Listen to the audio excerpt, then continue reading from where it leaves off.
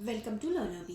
Nationalism in Europe, ये chapter 1 है class 10th का। इसका हम एज ऑफ रिवॉल्यूशंस 1830 से लेकर के 1848 वाला पार्ट देख रहे हैं। ये पूरा पार्ट बहुत ज़्यादा इंपॉर्टेंट है। इस पार्ट से काफ़ी सारे क्वेश्चंस आते हैं। हम इसमें इंपॉर्टेंट क्वेश्चंस देखते हुए चलेंगे। प्रीवियस ईयर्स में बोर्ड्स में क्या क्या आए हैं और आगे आने में क्या संभावनाएं हैं वो सब देखेंगे। हमारा टेलीग्राम ग्रुप है जिसका लिंक आप लोगों को डिस्क्रिप्शन बॉक्स में मिल जाएगा, उसको ज़रूर ज्वाइन करिए, आपके लिए बहुत बेनिफिशियल वो साबित होगा डेफिनेटली। देखिए वहाँ पे जाकर के आप मेरे से क्वेश्चंस भी पूछ सकते हो।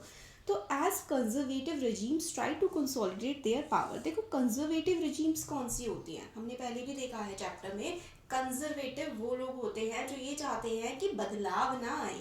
यहाँ पर जो राजा वगैरह होते थे ना, अमीर लोग, वो उनके जिंदगी में तो सब बढ़िया चल ही रहा था, तो भाई वो बदलाव क्यों चाहेंगे। तो वो चाहते थे जैसा चल रहा है चलता रहे। Liberalism and nationalism came to be increasingly associated with revolution in many regions of Europe such as Italian and German states. तो अगर कोई ये बात कहने लगता था कि भाई थोड़े बहुत लोगों को आज़ादी दी जानी चाहिए, लोगों को हक दिया जाना चाहिए, तो ऐसा माना जाता था कि भाई वो तो कोई आंदोलन करने की बात कर रहा है। और ये चीज़ जर्मनी और इटली में बहुत ज़्यादा फैल गई थी कि अगर कोई थोड़ी सी भी ये मांग कर रहा है राजा से कि भाई हमें थोड़ी आज़ादी मिले, बोलने का अधिकार मिले, फ्रीडम ऑफ प्रेस मिले, तो राजा वगैरह कहते थे कि भाई ये तो आंदोलन करने की बात कर रहा है। ये ऑटोमन एम्पायर में भी यही हाल थे, आयरलैंड और पोलैंड में भी यही हाल थे। ये रिवॉल्यूशंस जो हो रहे थे ना, were led by liberal nationalist belonging to the educated middle class elite among whom were professors, school teachers, clerks and members of commercial middle class। अब ये सारे के सारे बातें कौन कर रहा था? जो पढ़ा लिखा होगा। पढ़ा लिखा कौन था? Educated middle class, professors, school के टीचर्स या फिर जो बिजनेस ओनर्स थे, वो ये बातें करते थे कि भाई हमें व्यापार करने की आज़ादी हो। पढ़े लिखे लोग सोचते थे यार हम इतने पढ़े लिखे हैं, ये राजा वगैरह हैं और ये अमीर अमीर लोग हैं, ये फिर भी हम पे अपनी चलाते रहते हैं, हमें कोई अधिकार नहीं मिले हुए हैं। तो ये सारी जो चीज़ें हैं ना, ये एक रिवॉल्यूशन का रूप लेने लगी थी। फर्स्ट अपहीवल यानी कि जो शुरुआती दौर आया इस रिवॉल्यूशन का, इससे पहले बहुत सारे हो चुके थे बट 18th सेंचुरी में हुए थे। अब आगे की तरफ 19th सेंचुरी, 1830 जो आपको दिखेगा ना, इसको हम लोग 19th सेंचुरी बोलेंगे। जैसे कि अभी 2023 चल रहा है तो इसको हम क्या बोलते हैं?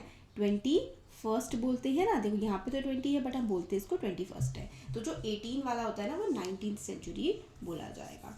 तो 19th सेंचुरी में जो ये रिवॉल्यूशन फिर से स्टार्ट हुए, ये फ्रांस से हुए। तो एक ना बहुत ही अच्छा डायलॉग है और ये डायलॉग है मेटरनिक का। ये आपके एग्जाम में कई बार आ चुका है बोर्ड्स में। When France sneezes the rest of the Europe catches cold. मतलब फ्रांस अगर खांसता भी है ना, छींकता भी है ना, तो पूरे के पूरे यूरोप को खांसी हो जाती है। तो ऐसा उसने क्यों कहा? क्योंकि पहले जितने भी रिवॉल्यूशंस हुए थे ना, सारे के सारे फ्रांस से शुरू हुए थे और अब ये रिवॉल्यूशन भी फ्रांस से ही स्टार्ट हुआ। तो जुलाई 1830 के टाइम पर फ्रांस में फिर से रिवॉल्यूशन हो गया।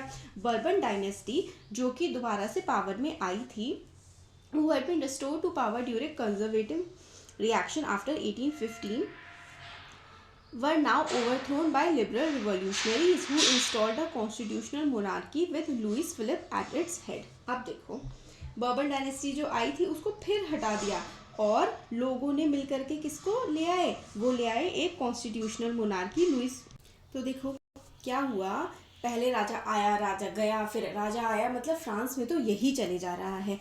तो आपको फिर से डेट याद रखनी है कि 1830 में फिर दोबारा से रिवॉल्यूशन हो गया और बर्बन डायनेस्टी के किंग को हटा दिया गया और एक अपनी मर्जी का किंग जिसका नाम था लुई फिलिप, उसको बैठा दिया और कॉन्स्टिट्यूशनल मोनार्की आ गई। कॉन्स्टिट्यूशनल मोनार्की का मतलब होता है, देखो मोनार्क का मतलब होता है राजा या रानी। कॉन्स्टिट्यूशनल मोनार्की का मतलब है कि राजा रानी तो रहेगा मगर जो राजा रानी है वो कॉन्स्टिट्यूशन के अकॉर्डिंग ही काम करेगा, अपनी मर्जी से कुछ भी नहीं चलाएगा, कानून के हिसाब से ही राजा रानी चलेगा।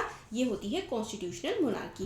और फ्रांस में कॉन्स्टिट्यूशनल मोनार्की आ गई 1830 में और उसका जो राजा बना वो लुई फिलिप बना। राजा तो था मगर कॉन्स्टिट्यूशन के हिसाब से चलता था। इसी बात पे मेटरनिक ने कहा कि भाई जब फ्रांस जो है चीखता भी है ना, तो पूरे के पूरे यूरोप में खांसी फैल जाती है। आप ये समझ लो, खांसी जुकाम हो जाता है पूरे यूरोप को। अब जुलाई रिवॉल्यूशन जो था वो स्पार्क हो गया। जुलाई रिवॉल्यूशन ये था ना क्योंकि फ्रांस में जुलाई में रिवॉल्यूशन हुआ था। अब ये फैल करके ब्रुसेल्स में भी चला गया और which led to Belgium breaking away from United Kingdom of Netherlands. तो नीदरलैंड्स जो कि एक देश है यूरोप का, वो भी टूट गया और बेल्जियम अलग हो गया नीदरलैंड से। तो ये आप लोगों को दूसरा पॉइंट इस रिवॉल्यूशन का याद रखना है। ये वाला जो रिवॉल्यूशन है ना, द रिवॉल्यूशन ऑफ 1830 टू 1848, ये आपके ना एग्जाम में काफ़ी ज़्यादा मार्क्स का आता है, 3 मार्क्स का 5 मार्क्स का आ जाता है। तो पहला पॉइंट कि भाई ये जुलाई 1830 से स्टार्ट हुआ था और इसने बर्बन डायनेस्टी के किंग को हटा करके कॉन्स्टिट्यूशनल मोनार्की ले आए थे और लुई फिलिप को राजा बना दिया था। ये एक पॉइंट है। फिर उसके बाद ये बीच में कहीं हम लोग ऐड कर देंगे। दूसरा पॉइंट ये है ये जो जुलाई रिवॉल्यूशन चला था ना, इसके तहत ही नीदरलैंड्स टूट गया। दूसरा पॉइंट हमारा क्या बनेगा कि भाई जुलाई रिवॉल्यूशन के बाद नीदरलैंड जो है वो ब्रेक हो गया और बेल्जियम नीदरलैंड से अलग हो गया। ये इसका दूसरा पॉइंट बनता है। An event that mobilized nationalist feeling among the educated elite across Europe was the Greek War of Independence. अब नेक्स्ट क्वेश्चन आपके पास क्या बनता है, ग्रीक वॉर ऑफ इंडिपेंडेंस क्या थी। ये देखो, ग्रीक वॉर ऑफ इंडिपेंडेंस इसी रिवॉल्यूशन के तहत आती है, तो इसका भी पार्ट बनेगा। और ग्रीक रिवॉल्यूशन क्या थी, ये एक अलग से भी क्वेश्चन आएगा, इंपॉर्टेंट है, ये पूछा जा सकता है कि explain Greek war of independence. तो क्या होता है देखो इसमें कि ग्रीस जो था ना, पहले वो ऑटोमन एम्पायर का पार्ट था। कब से, 15वीं सेंचुरी से, मतलब उससे पहले ग्रीस आज़ाद था, अलग था। 15th सेंचुरी में आकर के ऑटोमन एम्पायर ने उस पर अपना कब्जा जमा लिया। तब से ग्रीस ऑटोमन एम्पायर के कब्जे में था और अभी 19th सेंचुरी चल रहा है ना, तो लगभग आप समझ लो कि 400 सालों से ग्रीस ऑटोमन एम्पायर के अंदर ही आता था। अब यूरोप में जो ये नेशनलिज्म की भावना फैले जा रही थी, हर तरफ रिवॉल्यूशन हो रहे थे, ये जो चिंगारी है ना, ये ग्रीस तक भी पहुंच गई। तो क्या हुआ, ग्रीक लोग भी आंदोलन करने लगे। तो कब से, ग्रीक विच बिगेन जो है 1821 के टाइम से ही ग्रीस में काफ़ी ज़्यादा आंदोलन वगैरह चलने लगे थे। नेशनलिस्ट जो थे ग्रीस में, उन्होंने सपोर्ट मांगा जो ग्रीस के लोग बाहर रह रहे थे, यानी कि ग्रीस के लोग अलग अलग देशों में भी रह रहे थे ना, तो उनसे भी सपोर्ट मांगा गया नेशनलिस्ट के द्वारा। यानी कि देखो क्या होता है, आप इंडिया में रह रहे हैं और अंग्रेज शासन कर रहे थे पहले, तो आपके कुछ भाई बंधु होंगे जो देश के बाहर भी रह रहे होंगे, तो आप उनसे सपोर्ट मांगेंगे कि भाई हमें देश आज़ाद करने के लिए आप सपोर्ट दो। इसी तरीके से ग्रीस के लोगों ने भी सपोर्ट मांगा है। फिर उसके बाद आगे क्या होता है, and also from many western Europeans who had sympathies for ancient Greek culture. और काफ़ी सारे लोग ये भी मानते थे कि भाई ग्रीस पे देखो कब से ऑटोमन एम्पायर ने कब्जा कर रखा है और ये कब्जा हटना चाहिए, इसलिए काफ़ी सारे और भी लोगों ने, मतलब ग्रीस के लोग तो कर ही रहे थे आंदोलन, ग्रीस के लोगों के अलावा यूरोप के और भी लोग जो है ग्रीस को सपोर्ट कर रहे थे, क्योंकि उनको लग रहा था कि भाई इतने सालों से ऑटोमन एम्पायर ने इन पर कब्जा कर रखा है, हमें छुड़ाना चाहिए। तो क्या होता है देखो आगे कि जो पोएट्स थे, जो कविताएं लिखते थे, आर्टिस्ट थे, उन्होंने लॉर्ड किया यानी कि खूब तारीफें करी, खूब बड़ी बड़ी बातें करी कि ग्रीस जो है वो क्रेडल ऑफ यूरोपियन सिविलाइजेशन है, यानी कि जो यूरोप की सिविलाइजेशन शुरू हुई है वो ग्रीस से ही तो शुरू हुई है। और ये ऑटोमन एम्पायर जो कि एक मुस्लिम एम्पायर है, इसने बाहर से आकर के हम पे कब्जा कर लिया है। और इन्होंने जो ग्रीक रिवॉल्यूशनरीज थे, इन्होंने मोबिलाइज किया पब्लिक ओपिनियन को to support its struggle against an Muslim empire. तो ग्रीस ऑटोमन एम्पायर के कंट्रोल में था। यूरोप के बाकी लोगों को भी लगता था यार ये लोग क्रिश्चियन लोग हैं और इन पे जो है एक मुस्लिम एम्पायर ने कब्जा किया हुआ है। तो इंग्लिश पोएट यानी कि इंग्लैंड के जो पोएट थे वो भी ग्रीस के फेवर में बातें लिखा करते थे। English poet Lord Byron organised funds and later went to fight in the war where he died of fever. अब देखो कि इंग्लिश पोएट ने पैसे इकट्ठे करे ग्रीस के लिए और वहाँ पर ग्रीस में लड़ने भी चले गए। फिर फाइनली ट्रीटी ऑफ कॉन्स्टेंटिनोपल हुई। अब आपके लिए काफ़ी ज़्यादा इंपॉर्टेंट है कि what is treaty of Constantinople. तो 1832 में ट्रीटी ऑफ कॉन्स्टेंटिनोपल हुई, जिसके तहत ग्रीक वॉर ऑफ इंडिपेंडेंस खत्म हुई और ग्रीस एक इंडिपेंडेंट नेशन बन गया। तो दिस इज वेरी इंपॉर्टेंट क्या है, treaty of Constantinople. Treaty of Constantinople जो कि 1832 में हुई थी, इसके तहत जो ग्रीस है वो एक इंडिपेंडेंट नेशन बन गया। तो आप लोगों को समझ में आया ये वाला जो पूरा प्रोसेस था ग्रीक वॉर ऑफ इंडिपेंडेंस। तो ग्रीक वॉर ऑफ इंडिपेंडेंस में आप लोग क्या क्या पॉइंट्स लिखेंगे, हम लोग अब फटाफट से एक बार रिविजन की फॉर्म में ये डिस्कस कर लेते हैं कि हम लोगों को पॉइंट्स क्या क्या लिखने हैं। तो देखो, ग्रीस जो है वो 15th सेंचुरी से ऑटोमन एम्पायर के कब्जे में था, ठीक है, ये वाला हो गया। फिर दूसरा आप लिखोगे कि भाई नेशनलिज्म की जो भावना है ना वो पूरे यूरोप में फैल रही थी। तो ये जो स्पार्कल है यानी कि ये जो चिंगारी है ये ग्रीस तक भी पहुंची और ग्रीस में इंडिपेंडेंस के लिए लड़ाई शुरू हो गई। 1821 से इंडिपेंडेंस के लिए स्ट्रगल जो है स्टार्ट हो गई। फिर बाकी जो यूरोप के देश थे ना वो भी ग्रीस को सपोर्ट करते थे। ग्रीस को क्या कहा जाने लगा, क्रेडल ऑफ यूरोपियन सिविलाइजेशन कहा जाने लगा। और ये कहा कि भाई ऑटोमन एम्पायर के कब्जे में बहुत समय से है, अब इसको छुड़वाओ। इवन इंग्लिश पोएट तक लड़ने के लिए आ गए। और फिर फाइनली ट्रीटी ऑफ कॉन्स्टेंटिनोपल हुई 1832 में और ग्रीस जो है वो एक आज़ाद देश बन गया। तो ये 5-6 पॉइंट्स है। मैं अलग से इंपॉर्टेंट क्वेश्चंस की फॉर्म में भी वीडियो पक्का लेकर के आऊँगी क्योंकि बहुत ज़्यादा इंपॉर्टेंट है। ग्रीस वॉर ऑफ इंडिपेंडेंस, इसमें क्या होता है, ये इंपॉर्टेंट क्वेश्चन है, बहुत बार कई बार एग्जाम में आ चुका है आपके बोर्ड्स में, तो ये इंपॉर्टेंट है। अब ये वाला थर्ड पॉइंट बनेगा इसका, किसका, एज ऑफ रिवॉल्यूशन। तो एज ऑफ रिवॉल्यूशन के टाइम पे ही ग्रीस भी इंडिपेंडेंट हो गया। तो ये एज ऑफ रिवॉल्यूशन का तीसरा पॉइंट आ जाएगा। अब आगे आते हैं, romantic imagination and national feeling. Romantic imagination का मतलब है कि भाई ये जो पोएट्स थे ना, ये जो लेखक थे, ये कहते थे कि ये साइंस मैथ्स इनकी इतनी बातें मत करो, आप बातें करो देशभक्ति की, देशभक्ति के गानों की, अपनी वीरताओं की, कहानियों की। इन कहानियों से या इन बातों से एक ना नेशनलिज्म की, एक राष्ट्रवाद की जो है भावना मन में आती है। तो यही था रोमांटिक इमेजिनेशन, इसको हम लोग रोमांटिसिज्म भी बोलते हैं। तो इम्पोर्टेंट क्वेश्चन आता है कि व्हाट इज रोमांटिसिज्म। ये जो रोमांटिसिज्म था ये क्या था, तो व्हाट इज रोमांटिसिज्म। अब पूरा लाइन टू लाइन पढ़ते हैं। Development of nationalism did not come about only through Wars and territorial expansion. तो नेशनलिज्म की भावना, राष्ट्रवाद की भावना, ये लड़ाई झगड़ों से या फिर यहाँ कब्जा कर लेंगे, ये कर लेंगे, इससे ही नहीं, बल्कि जो आर्ट, पोएट्री, कहानियाँ, म्यूजिक और ये भावना एक अंदर से भी फीलिंग आई।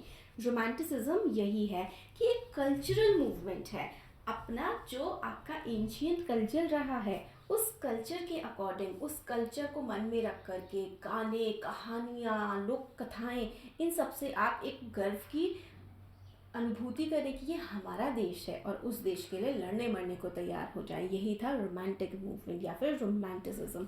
रोमांटिक आर्टिस्ट जो है वो क्रिटिसाइज करते थे कि रीजन, साइंस, इन सब की बातें ना ज़्यादा मत किया करो, और बातें किसकी करो, बातें करो कि भाई हमने तो, हमारे तो वीर ऐसे होते थे, हमारा देश तो ऐसा होता था, इतना ग्लोरियस था, ये वाली चीज़ें। अब ये पेंटिंग भी हम लोग देखेंगे। वो लोग फोकस करते थे इमोशंस पे, इंट्यूशन पे और मिस्टिकल फीलिंग पे। उनका एफर्ट होता था कि भाई हम सब जो है हमारी शेयर्ड कलेक्टिव हेरिटेज है, हमारा कॉमन कल्चरल पास है, इसलिए हमारा देश भी एक ही होना चाहिए। ये था romanticism. This is very important. और अदर कुछ रोमांटिक्स हुए हैं जैसे कि जर्मन फिलोसोफर जोहान गॉटफ्रिड, ये इम्पोर्टेंट है इनका नाम। ये जर्मन फिलोसोफर्स थे। उन्होंने क्लेम किया कि भाई true German culture was to be discovered among the common people, दास वोक।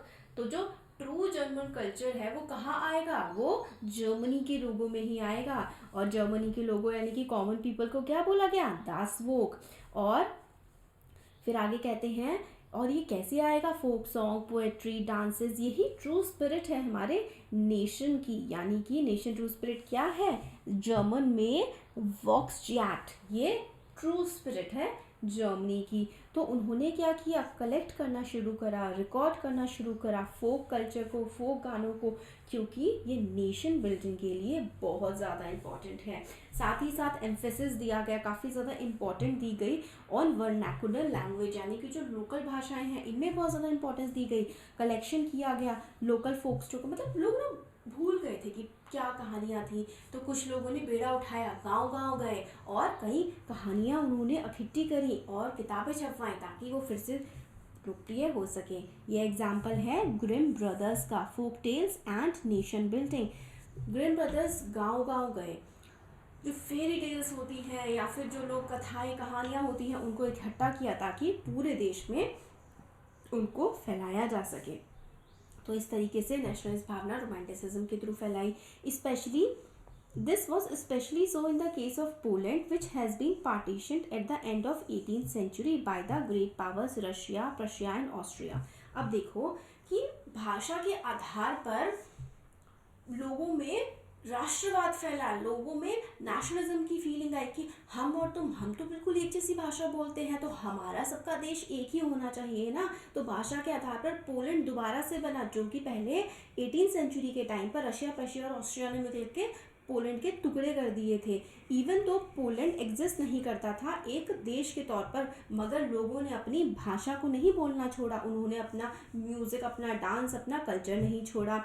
एग्जाम्पल के लिए करोल, ये आपको याद करने की ज़रूरत नहीं है, कैरल जो है सेलिब्रेट किया जाता है, celebrated the national struggle through the operas, music, turning folk dances like polonaise and mazurka into nationalist symbol. तो आप सिर्फ इतना लिख सकते हैं कि पोलैंड जो है वो बांट दिया था रशिया, प्रशिया और ऑस्ट्रिया ने, बट इन्होंने अपना कल्चर नहीं छोड़ा, अपनी भाषा, अपना डांस, ये सब इन्होंने नहीं छोड़ा और यही इनको एक बनाए रखा, जिसकी वजह से बाद में पोलैंड फिर से दोबारा एक देश दोबारा बन गया। तो Poland use language as a means of struggle. तो पोलैंड ने किसका इस्तेमाल किया अपना आंदोलन करने के लिए या फिर स्ट्रगल करने के लिए? तो पोलैंड ने अपनी भाषा का इस्तेमाल किया। लैंग्वेज ने काफ़ी ज़्यादा इंपॉर्टेंट रोल प्ले किया है पोलैंड में, और सारे ही देशों में भाषा जो है ना वो एक बहुत ही ज़्यादा इंपॉर्टेंट रोल प्ले करता है। हमने फ्रेंच रिवॉल्यूशन में भी देखा था कि फ्रेंच भाषा एक जैसी पूरी फैला दी गई पूरे फ्रांस में, ताकि लोग अलग अलग तरीके की फ्रेंच नहीं, एक जैसी फ्रेंच बोले, ताकि उनमें नेशनलिज्म की भावना और ज़्यादा मजबूत हो। Language too played an important role in developing nationalist sentiment. ये हमको समझ में आती है बात की राष्ट्रवाद की भावना को पनपाने में, फैलाने में भाषा इंपॉर्टेंट रोल प्ले करती है। रशियन ऑक्यूपेशन के बाद पोलिश लोगों ने अपनी भाषा नहीं छोड़ी, जबकि जब रशिया ने कब्जा कर लिया था पोलैंड पे, उस समय पे जो पोलिश भाषा है उसको बिल्कुल ऐसे कर सकता था कि नहीं बोली जाएगी, नहीं पढ़ी जाएगी, रशियन बोली जानी चाहिए, रशियन ही पढ़ाई जा रही थी स्कूल में, मगर लोगों ने अपनी रोज़ बोलचाल की भाषा में पोलिश को नहीं छोड़ा। इन 1831 आर्म्ड रिबेलियन हुआ रशियन रूल के अगेंस्ट, जो कि फाइनली क्रश भी कर दिया गया। But following many members of clergy in Poland began to use language as a weapon of national resistance। तो काफ़ी सारे क्लर्जी, काफ़ी कॉमन लोग, सब लोग पोलिश भाषा का ही इस्तेमाल कर रहे थे। चर्च गैदरिंग्स जो होती थी, रिलीजियस इंस्ट्रक्शंस जो दिए जाते थे, वो सारे के सारे पोलिश भाषा में ही दिए जाते थे। तो काफ़ी सारे बिशप्स को, प्रीस्ट को जेल में भी डाल दिया गया और उनको साइबेरिया भेज दिया गया, क्योंकि वो रशियन भाषा में अपने सर्मन्स नहीं दे रहे थे। क्योंकि देखो क्रिश्चियंस में क्या होता है ना, संडे को चर्च जाते हैं और इनके जो पादरी होते हैं वो थोड़ा सा इनको उपदेश भाषण टाइप का देते हैं, बट ये लोग मान नहीं रहे थे, इसलिए जो है रशियन अथॉरिटीज़ ने इनको जेल में बंद कर दिया। मगर use of Polish came to be seen as a symbol of struggle against Russian dominance. तो पॉलिश भाषा जो है रशियन डोमिनेंस के अगेंस्ट इन्होंने पूरे अच्छे से इस्तेमाल करी कि भाई हम अपनी भाषा नहीं छोड़ेंगे। तो ये तरीका था भाषा का इस्तेमाल करके अपना आंदोलन करने का। तो ग्रिम ब्रदर्स ने जर्मनी में गांव-गांव घूम करके कहानियाँ उन्होंने बटोरी थी। तो यहाँ पे आप लोग दे सकते हैं कि भाई फ्रांस की डोमिनेशन जब हो रही थी ना जर्मनी पे, तो जर्मन लोगों ने भी कहा कि भाई हम अपनी भाषा नहीं छोड़ेंगे। तो ये भाषा के आधार पर अलग अलग देशों में किस प्रकार से इन्होंने रिवॉल्यूशन किया, ये है। अब हम लोग ये पेंटिंग देख लेते हैं, क्योंकि पेंटिंग आपके पिक्चर बेस्ड क्वेश्चंस में काफ़ी ज़्यादा पूछी जाती है, बहुत इंपॉर्टेंट होती है। मैसाकर एट चियोस, तो इसमें मैसाकर है, मैसाकर का मतलब होता है कि नरसंहार, लोगों को मार देना। तो ये पेंटिंग में दिखाया गया है फ्रेंच पेंटर के द्वारा कि किस तरीके से जो है विमेंस और लोग सफ़र कर रहे हैं। जब वो होते हैं ना रिवॉल्यूशंस होते हैं, आर्मीज एक जगह से दूसरी जगह जाते हैं तो लोग मरते हैं। अब आगे देखिए, hunger, hardship and popular revolt. भूख और लोगों को काम नहीं मिल रहा है। क्या हुआ ना, 1830s के टाइम पर ग्रेट इकोनॉमिक हार्डशिप रही यूरोप में। एकदम से ना पॉपुलेशन बढ़ गई, मतलब क्योंकि खेती बाड़ी हुई, अनाज बढ़ गया, लोगों को थोड़ा सा खाना मिलने लगा, लोग बच्चे ज़्यादा पैदा करने लगे, उसकी वजह से पॉपुलेशन बढ़ गई और फिर खाने की कमी हो गई। तो ये प्रॉब्लम हुई 1830s के टाइम पर। फर्स्ट हाफ जो था 19th सेंचुरी का, उसमें एकदम से बहुत ही तेज़ी से यूरोप की पॉपुलेशन बढ़ गई तो भाई जॉब मांगने वाले बढ़ गए। अब जॉब मांगने वाले तो बढ़ गए मगर नौकरियां उस हिसाब से नहीं बढ़ी, तो जो गांव के इलाके के लोग थे वो शहरों की तरफ जाने लगे, और शहरों के जो झुग्गी झोपड़ियाँ होती है ना, स्लम वाले इलाके, वो ओवर पॉपुलेटेड होने लगे, तो जगह नहीं बची, मतलब कहाँ से भरी उनमें लोगों को, ये वाली कंडीशन हो गई। जो थोड़ा थोड़ा प्रोड्यूस करते थे उनको काफ़ी ज़्यादा स्टिफ कंपटीशन मिलने लगा इंग्लैंड से। इंग्लैंड में इस टाइम तक ना इंडस्ट्रियल रिवॉल्यूशन आ गया था, यानी कि फैक्ट्रियों में सामान बनने लगा था, और फैक्ट्रियों में जब सामान बनता है ना मशीनों पर, तो बहुत सारा सामान प्रोड्यूस हो जाता है। मगर यूरोप के बाकी इलाकों में तो लोग छोटे छोटे अपने कारीगर जो है अपने हाथ से सामान बना रहे थे। अब हाथ से इंसान को 1 घंटे में 1 घड़ा बनाता है वो सपोज करो, और मशीन 1 घंटे में 10,000 घड़े बना देती है। तो जो लोकल इंडस्ट्रीज थी, यानी कि जो लोग छोटे छोटे कारखाने चला रहे थे जिसमें कारीगर हाथ से काम करते थे, उनको बड़ी दिक्कत होने लगी। जो सामान ब्रिटेन से बहुत ज़्यादा सस्ता आ जा रहा था और लोग बड़ी मेहनत से बना रहे थे, उनका सामान बिक नहीं रहा था, तो फिर उनका सामान नहीं बिक रहा था, तो फिर भुखमरी फैलने लगी बहुत ज़्यादा।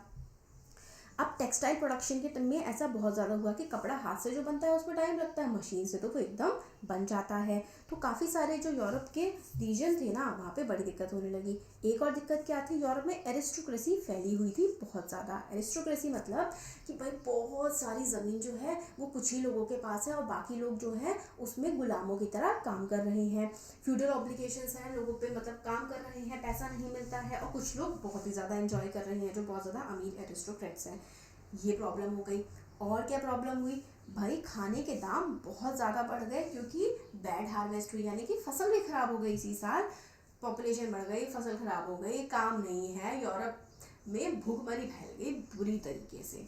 तो इससे क्या हुआ, और बीमारियां भी फैल गई, तो लोग एक तरीके से परेशान हो गए। गांव के लोग शहर में आ रहे हैं, शहर में काम नहीं मिल रहा, और जो स्लम्स हैं वो भरे जा रहे हैं, और उसमें बीमारियां फैल रही हैं, गंदगी हो रही है। तो क्या होगा इससे, लोग फिर सड़कों पे आएंगे, रिवोल्ट करेंगे। तो 1848 was one such year. Food बहुत ज़्यादा कम हो गया, बहुत लोगों के पास नौकरियां नहीं थी, पॉपुलेशन जो है वो बढ़ रही थी, तो क्या हुआ, लोग सड़कों पर आ गए। Barricades were erected and Louis Philippe was forced to flee. तो लुइस फिलिप जो 1830 में उसको राजा बनाया था, फिर ऐसे ही हालत हो गई यूरोप के, फ्रांस के, उसको फिर भगा दिया। मतलब इतनी हालत खराब हो गई फ्रांस में ना, लोग सड़कों पे आ गए कि लुई फिलिप को भागना पड़ा। ये देखो पीजेंट्स जो है अपराइजिंग कर रहे हैं। National assembly proclaimed a republic, granted suffrage to all adult males above 21 and guaranteed right to work. National workshops to provide employment were set up. तो क्या हुआ, लोगों ने बिल्कुल आंदोलन कर दिया, लुई फिलिप को भगा दिया। तो आंदोलन करने से क्या हुआ, एक नई असेंबली मिली, जितने भी आदमी थे जिनकी उम्र 21 साल से ज़्यादा थी, सबको वोट देने का अधिकार मिला। पहले सिर्फ प्रॉपर्टी वाला मेल्स को मिला था, अब जितने भी 21 साल की मेल्स हैं सबको फ्रांस में वोट देने का अधिकार मिल गया। सबको राइट टू वर्क, काम करने का अधिकार मिल गया, और बहुत सारे कारखाने लगाए गए जिसमें लोगों को काम दिया गया। अब 1845 में वीवर्स जो थे सिलेसिया के had led a revolt against contractor who supplied them raw material and gave them order for finished textile but drastically reduced their payment. अब 1845 में सिलेसिया का जो रीजन था वहाँ पे क्या हुआ, कॉन्ट्रैक्टर ने काम दे रखा था, रॉ मटेरियल अपना जो है सप्लाई कर रखा था कि भाई फिनिश्ड गुड मेरे को सामान बना करके दे देना, मगर वर्करों के पैसे बहुत ही ज़्यादा उसने कम कर दिए। तो लोग भाई सड़क पे आ गए कि भाई तुम हमारे पैसे कैसे कम कर सकते हो। जर्नलिस्ट विल्हेम वुल्फ ने डिस्क्राइब किया सिलेसियन विलेज को कि किस तरीके से पीजेंट्स ने अपराइजिंग करी, क्या किया। लोग जो है लगभग 18,000 लोग उस गांव में रहते थे। कॉटन वीविंग उनका जो है ऑक्यूपेशन था, मतलब कपड़ा वो बनाया करते थे। मिजरी क्या थी वर्कर्स की, बहुत भयंकर, मतलब उनका काफ़ी ज़्यादा दुखी थे, भाई पैसा कम किया जा रहा है, भूखे मर रहे हैं, आधों के पास जॉब्स नहीं है, जिनके पास जॉब्स हैं उनको कम पैसे दिए जा रहे हैं, कॉन्ट्रैक्टर्स सही पैसा नहीं देते हैं उनके काम का। तो 4 जून दोपहर के 2 बजे एक भारी भीड़ जो है वीवर्स की यानी कि बुनकरों की, वो इकट्ठा हो गए और कॉन्ट्रैक्टर के घर के सामने जो है एक तरह से आंदोलन टाइप का रिवोल्ट सा करने लगे कि भाई धरना साथ लगाते हैं ना, तो वो धरना लगाने लगे कॉन्ट्रैक्टर के घर के बाहर कि भाई हमारे जो तनख्वाह है वो बढ़ाई जाए। अब जो कॉन्ट्रैक्टर था वो उसको डांटने डपकने लगा, धमकियां देने लगा सारे के सारे लोगों को। तो भाई लोगों को आया गुस्सा, लोग घुस गए कॉन्ट्रैक्टर के घर में, सारा उसका जो फर्नीचर था सामान सब तोड़ फोड़ कर दिया सब, और उस कॉन्ट्रैक्टर को अपनी फैमिली के साथ भागना पड़ा। कॉन्ट्रैक्टर पास के गांव में भागा, मगर गांव के लोगों ने भी उसको अपने घर में शेल्टर देने से मना कर दिया, अपने घर में रखने से मना कर दिया, क्योंकि उनको पता था ये कॉन्ट्रैक्टर है और ये लोगों पर अत्याचार करके आ रहा है। तो उसको वहाँ भी शरण नहीं मिली, मगर फिर वो 24 घंटे बाद लौटा आर्मी को लेकर के, और आर्मी ने फिर डंडे बरसाए लोगों पर आकर के, जो लेबर थी ना उन पर डंडे बरसाए, उनको मारा, और 11 बुनकरों की वहाँ पर मौत हो गई, आर्मी ने गोलियां चला दी। तो इस तरीके से व्यवहार किया जा रहा था वर्कर्स के साथ। अब 1848 the revolution of liberals, this is very important. ठीक है, अब आगे का हम लोग देखते हैं कि लिबरल्स का जो रिवॉल्यूशन था, अब लोग पुअर जो गरीब लोग हैं वो रिवोल्ट कर रहे हैं, अनएम्प्लॉयड जो उनके पास नौकरियां नहीं हैं वो रिवोल्ट कर रहे हैं, स्टार्विंग पीजेंट्स जिनको मतलब जो किसान खुद खाना बना उगा रहे हैं उनको ही खाना नहीं मिल रहा है वो रिवोल्ट कर रहे हैं, वर्कर्स जो हैं वो अलग अलग यूरोपियन कंट्रीज में रिवोल्ट कर रहे हैं। तो सभी रिवोल्ट कर रहे हैं, जो भी गरीब तबका है सभी आंदोलन कर रहे हैं। 1848 का ये टाइम था। रिवॉल्यूशन लेड बाय, और रिवॉल्यूशन को लीड कौन कर रहा है? Educated middle class was under way. Lead करने के लिए पढ़ा लिखा इंसान चाहिए ना, तो जो एजुकेटेड मिडिल क्लास है वो इन सबको लीड कर रहा है। जो कि फरवरी की इवेंट्स थी 1848 की, had brought about the abdiction of monarchy and a republic based on universal male suffrage had been proclaimed। तो हमने इससे पहले देखा था ना कि भाई लुई फिलिप को भगा दिया था, और जितने भी 21 साल के आदमी हैं, उन 21 साल से ऊपर के 21 साल से बड़े जितने भी आदमी हैं फ्रांस में, सबको वोट देने का अधिकार दे दिया गया था। तो भाई दूसरे पार्ट जो थे यूरोप के, जहाँ पे इंडिपेंडेंट नेशन थे, डिड नॉट येट एग्जिस्ट, मतलब जो फ्रांस में ये सब अधिकार मिल गए थे 1848 के आते आते, मगर बहुत सारे यूरोप में ऐसे देश थे जहाँ पे वो देश ही नहीं बने थे। जैसे कि जर्मनी बहुत छोटे छोटे टुकड़ों में बटा हुआ था, इटली भी छोटे टुकड़ों में बटा था, पोलैंड भी, ऑस्ट्रो हंगेरियन एम्पायर भी, ये छोटे छोटे अलग अलग अजीब अजीब टुकड़ों में बटा हुआ था। तो इसीलिए आगे हम लोग देखेंगे इनका unification of Italy, unification of Germany, और ये वाला जो पार्ट है ना इटालियन यूनिफिकेशन, जर्मन यूनिफिकेशन, ये आपके लिए काफ़ी ज़्यादा इंपॉर्टेंट है। देखो ये फ्रैंकफर्ट पार्लियामेंट होती है, ये वाला जो है ना, ये वाली पिक्चर, ये बहुत ज़्यादा इंपॉर्टेंट है कि फ्रैंकफर्ट पार्लियामेंट हुई थी, इसमें क्या हुआ था। तो हम making of Germany and Italy आगे देखेंगे इसमें। तो अभी हम लोग देखते हैं कि किस तरीके से अपराइजिंग्स हो रही थी यूरोप में।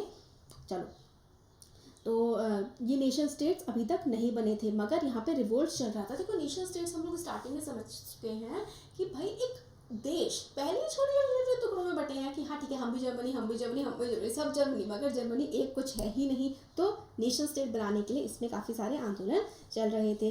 तो जो main, women, liberal, middle class सब अपनी मतलब एक डिमांड रख रहे थे कि कॉन्स्टिट्यूशन बनाओ, और कॉन्स्टिट्यूशनलिज्म से ही नेशनल यूनिफिकेशन होगा, यानी कि एक संविधान बनाओ और उस संविधान के अकॉर्डिंग ही पूरा देश चलाया जाएगा। उन्होंने ग्रोइंग पॉपुलर अनरेस्ट का, जो लोग ये सारी बातें कर रहे थे, उन्होंने ये जो आंदोलन हो रहे थे ना, इनका फ़ायदा उठाते हुए ये कहना शुरू करा कि हम एक नेशन स्टेट बनाएंगे ऑन पार्लियामेंट्री प्रिंसिपल, एक कॉन्स्टिट्यूशन बनेगा जिसमें फ्रीडम ऑफ प्रेस होगी और फ्रीडम ऑफ एसोसिएशन होगा। तो क्या मांग हुई, दिस इज इम्पॉर्टेंट, कि फ्रीडम ऑफ प्रेस होगी, फ्रीडम ऑफ एसोसिएशन होगा और एक संविधान बनाया जाएगा। फ्रीडम ऑफ एसोसिएशन का मतलब है ये भाई जैसे यूनियंस वगैरह बनती है ना, कि भाई लेबर यूनियन बन गई और अलग अलग यूनियंस वगैरह बनाने की आज़ादी होगी। जर्मन रीजन्स जो थे वहाँ पे large number of political associations whose members were middle class professional, businessmen and prosperous artisans came together in the city of Frankfurt. This is important. Frankfurt जो पार्लियामेंट हुई थी वो यहीं से आती है। उन्होंने डिसाइड किया कि वो वोट करेंगे for an all German National Assembly. तो हम लोगों ने इससे पहले फ्रांस का पढ़ रहे थे, अब हम जर्मनी का पढ़ रहे हैं कि जर्मनी की फ्रैंकफर्ट सिटी में सबने डिसाइड किया कि जितने भी जो मिडिल क्लास के लोग हैं, जैसे बिजनेसमैन, आर्टिसंस, वो आएंगे और वो लोग वोट करेंगे कि पूरी की पूरी जितनी भी जर्मनी है, जो अलग अलग छोटे छोटे पार्ट्स में बटी हुई है, एक उसकी पूरे मिल करके एक नेशनल असेंबली हम बनाएंगे। तो 18 मई 1848 को 831 इलेक्टेड रिप्रेजेंटेटिव्स ने मार्च किया in a festive procession to take their place in the Frankfurt parliament convened in the church of Saint Paul. This is very important कि फ्रैंकफर्ट पार्लियामेंट कहाँ हुई थी। तो फ्रैंकफर्ट पार्लियामेंट जो है वो चर्च ऑफ सेंट पॉल में हुई थी। और फ्रैंकफर्ट कहाँ है, ये जर्मनी में है। तो दिस इज़ इम्पॉर्टेंट कि क्यों हुई थी कि भाई हम लोग एक कॉन्स्टिट्यूशन बनाएंगे और एक जर्मनी का निर्माण करने की कोशिश करेंगे जो कि छोटे छोटे पार्ट्स में पहले बटा हुआ था। They drafted a constitution for German nation to be headed by monarchy subject to parliament, यानी कि राजा को हटाने की बात नहीं कर रहे थे।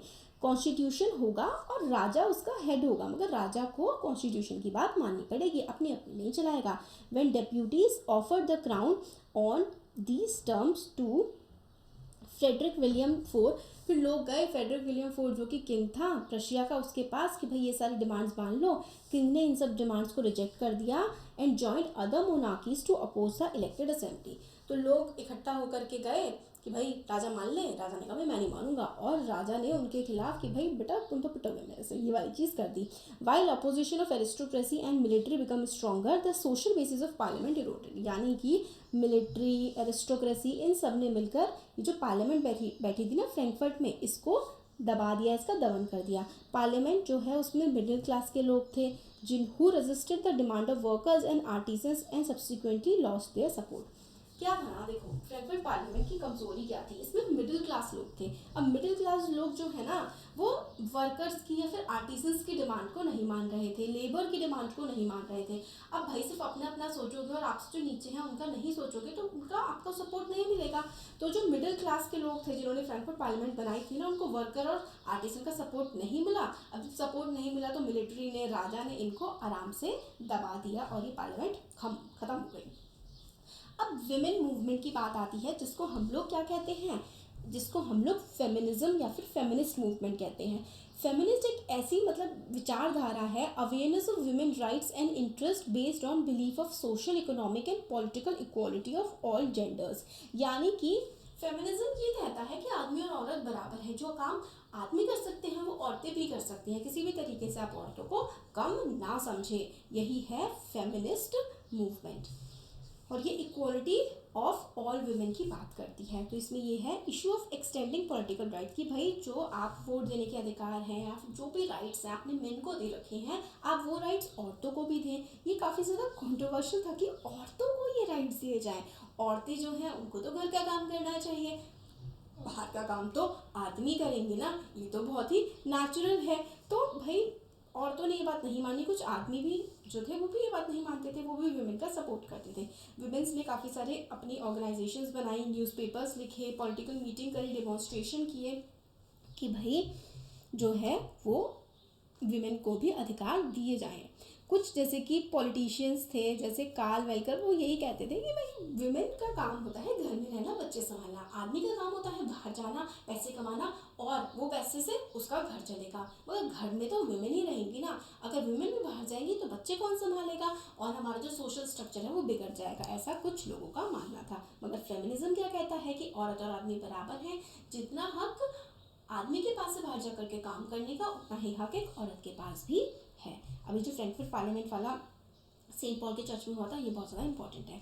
तो विमेन क्या मांग करती हैं, विमेन मांग करती है राइट टू सफरेज। ये सब राइट टू सफरेज का मतलब होता है राइट टू वोट। जैसे आदमियों के पास अधिकार है वोट देने का, ऐसे ही औरतों के पास भी है। ये जो फ्रैंकफर्ट पार्लियामेंट हुई थी सेंट पॉल चर्च में, विमेन्स जो हैं आपको दिखेंगी औरतें कि ये ऊपर जो है ना हॉल में, ये औरतें हैं ऊपर की साइड, और ये सिर्फ देखने आई हैं कि इसमें फ्रैंकफर्ट पार्लियामेंट में हो क्या रहा है। इनको पार्टिसिपेट करने का इसमें हक नहीं था, ये सिर्फ विजिटर्स गैलरी में ही खड़ी हुई थी। तो through conservative forces were able to suppress liberal movements in 1848, they could not restore the old order.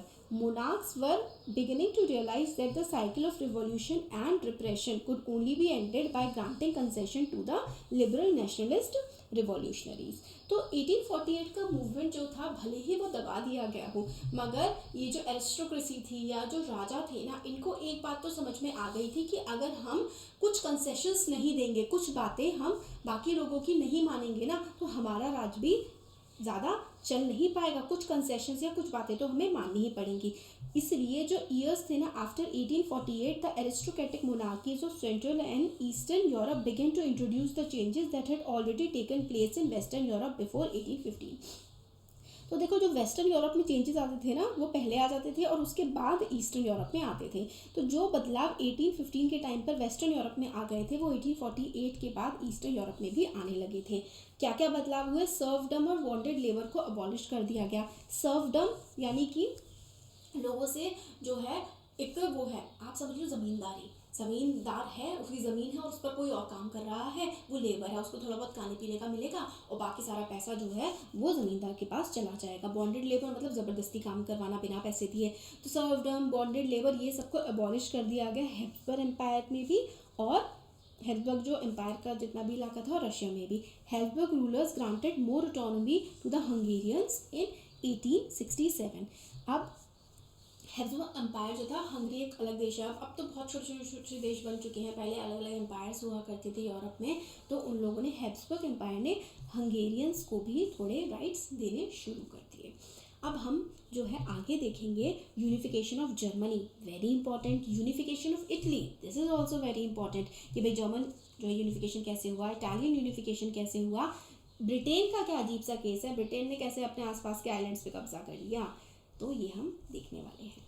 ज़रूर चैनल को सब्सक्राइब करिए अगर वीडियो पसंद आई है तो। Thank you.